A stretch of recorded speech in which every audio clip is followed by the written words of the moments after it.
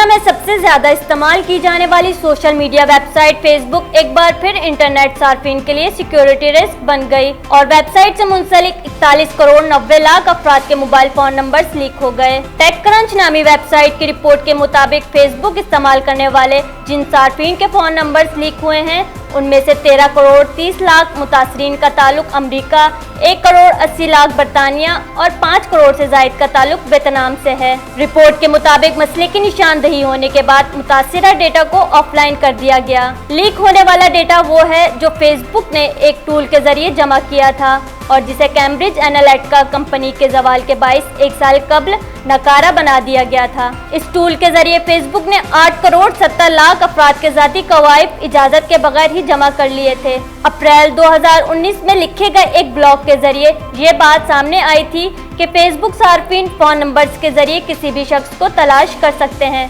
Facebook के chief technology officer mic स्क्रूफर का कहना है कि साशी अनासिर ने भी इस फीचर का इस्तेमाल करके फोन नंबर्स और ईमेल के जरिए लोगों को तलाश करके इनके जाती कवायद हासिल किए। उन्होंने मजीद कहा कि हमें यकीन है इस फीचर के जरिए फेसबुक इस्तेमाल करने वाले सार्फिन की बड़ी तादाद के जाती कवायद हासिल किए होंगे, लिहाजा अब हम इस फीचर को बंद कर रहे हैं। फेसबुक के तर्जुमान का इस हवाले से कहना है कि ये पुराना डेटा है जो एक साल कबल फीचर में तब्दीली से पहले लीक हुआ था। इस डेटा को महफूज बनाया जा चुका है और हमारे पास ऐसे कोई शवाहिद मौजूद नहीं है कि फेसबुक सार्फिन के डेटा के हवाले से कोई समझौता किया गया हो। सोशल मीडिया वेब के तर्जुमान का मजीद कहना है कि डेटा लीक के हवाले से तहकीकात का आगाज भी कर दिया गया है। यमुना मकबूल, DNN, कराची।